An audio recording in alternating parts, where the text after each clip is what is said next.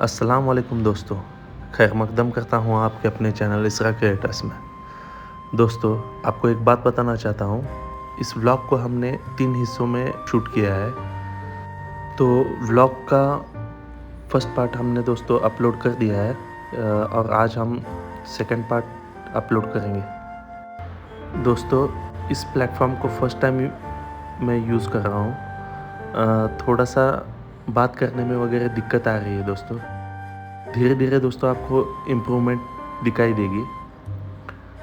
आपका सपोर्ट यूं ही बनाए रखना दोस्तों। तो दोस्तों, व्लॉग को स्टार्ट करते हैं और चलते हैं इसके लेके कैनन गैलरी में। यहाँ पे दोस्तों अलग अलग बहुत सारी कैनन्स यहाँ पे दिखाने के लिए रखी गई है। मोस्टली यहाँ पे कैनन मुग़ल दौर की, निज़ाम दौर की और ईस्ट इंडिया कंपनी की कैनन्स यहाँ पे मौजूद है दोस्तों। बड़ी तोपों से लेकर छोटी तोहफे तक यहाँ पर रखी गई है दोस्तों। जैसे कि आदमी के पीठ पे कैनन को लाद के दाग दिया जाता था, इस तरह की तोप यहाँ पे दिखाने के लिए रखी गई है।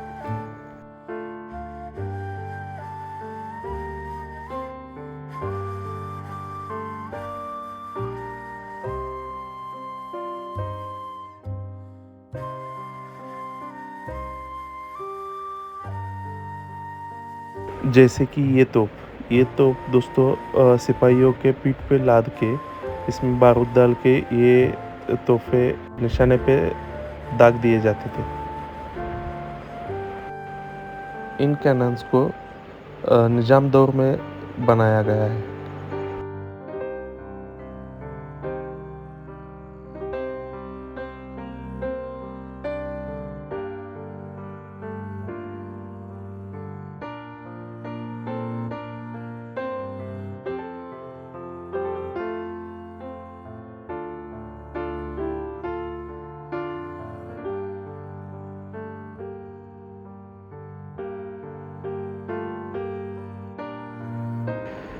इस तोप को दोस्तों शहंशाह औरंगज़ेब आलमगीर के दौरे हुकूमत में बनाया गया है।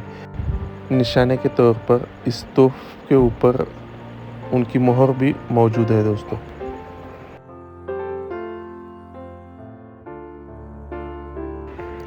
किले का डिफेंस सिस्टम 3 हिस्सों में बांटा गया है दोस्तों। सामने जो दरवाज़ा दिख रहा है, यहाँ तक इस किले की डिफेंस सिस्टम का पहला हिस्सा ख़त्म होता है।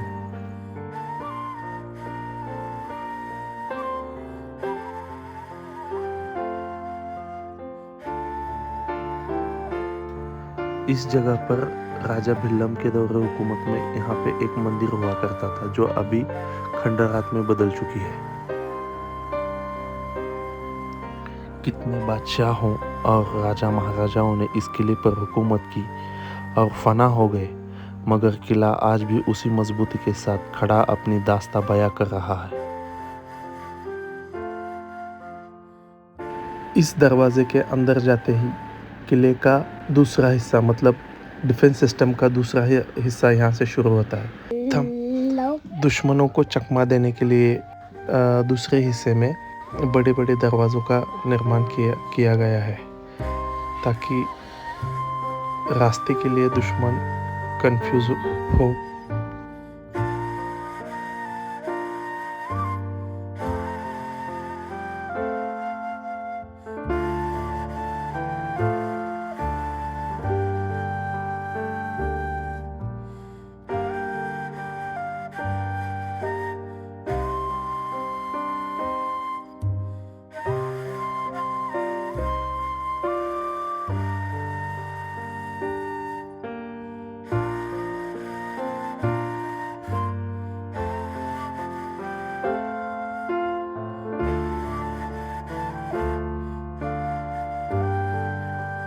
किले को तामीर करते समय रास्ते के दोनों ओर बड़ी बड़ी दीवारें तैयार की गई।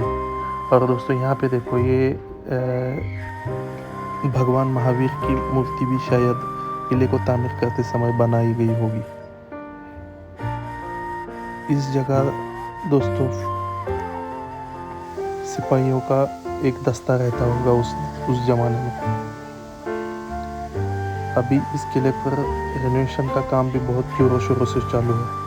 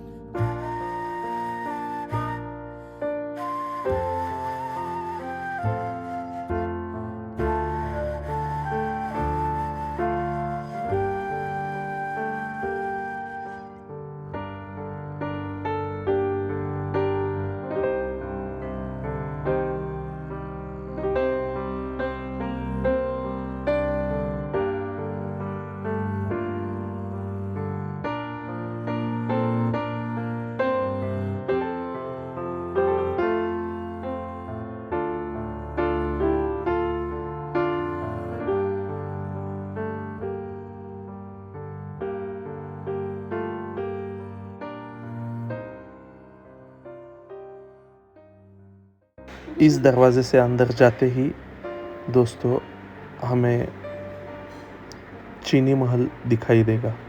ये जो सामने जो खंडहर नुमा इमारत जो दिख रही है, इसे चीनी महल कहा जाता है।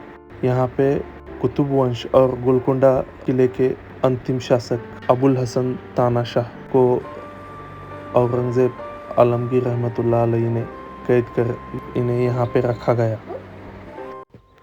चीनी महल को तामीर करते वक्त उसे नीले पत्थरों से ढका गया था, इसी कारण उसे चीनी महल नाम दिया गया।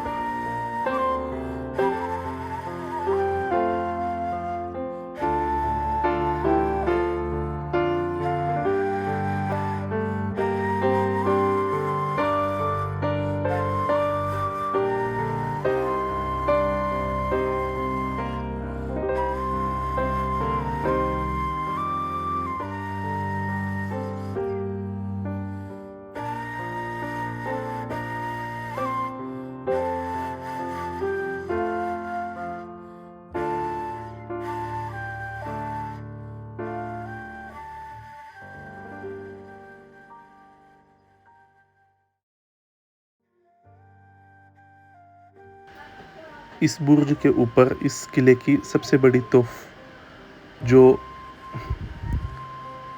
मुग़ल हुकूमत में बनाई गई, जिस पर शहंशाह औरंगज़ेब आलमगीर रहमतुल्लाह अलैहि की हुकूमत थी, इनके दौरे हुकूमत में बनाई गई यह तोफ यहाँ पे रखी गई है। इस पर औरंगज़ेब रहमतुल्लाह अलैहि की मोहर भी मौजूद है और बनाने वाले का नाम भी इस तोप पे लिखा है। यह तोप पंचधातु से बनाई गई है। एक ओर से इसे मेंढे की शक्ल में बनाया गया है, इसलिए इसको मेंढा तोप कहा गया है।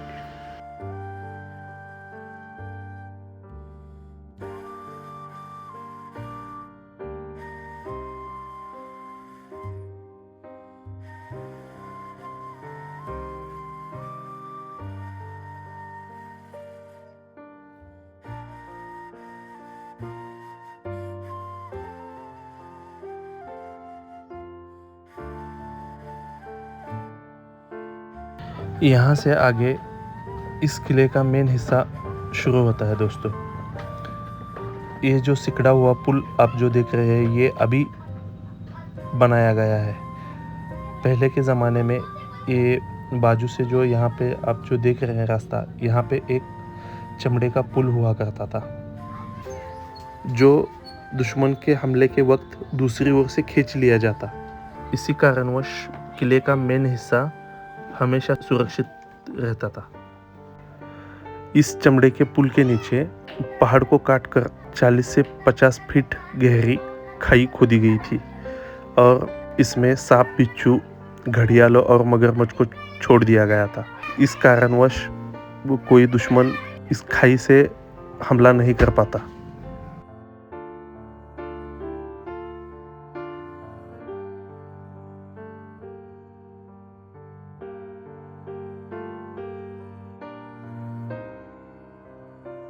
यहाँ से चमड़े के पुल से किले के मेन हिस्से पे आने वाला रास्ता था।